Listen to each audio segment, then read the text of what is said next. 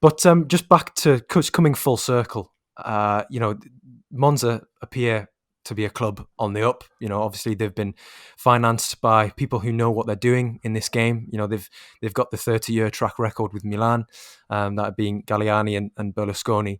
I suppose I could tiptoe around it. How sustainable is it if they don't get promoted?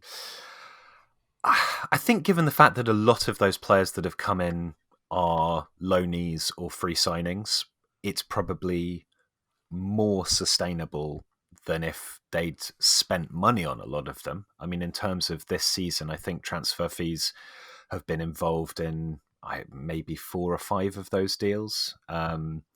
So, Palazzi was peanuts, Morosini was peanuts, but they've spent over $1 million 4 times.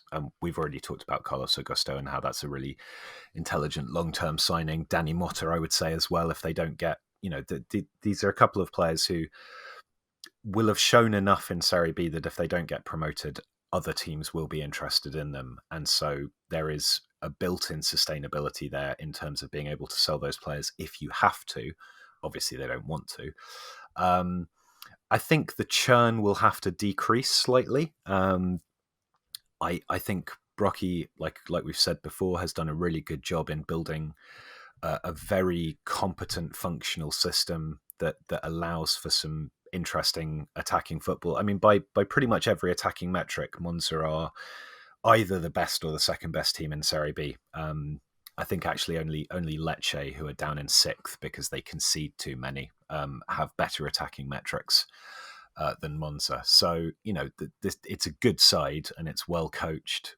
If they get promoted, they are going to want to probably push the chips onto a few players in a way that they haven't done before, because I think you do need a greater degree of continuity.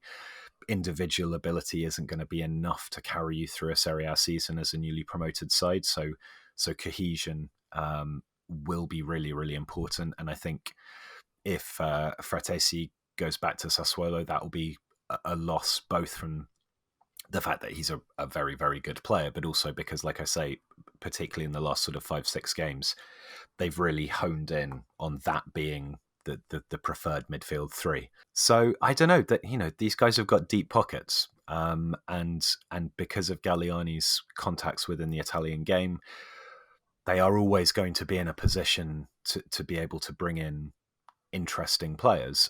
I just think that once they make that jump, assuming they do, and like you said, they're not in the automatic promotion spots at the moment, but they do look pretty good.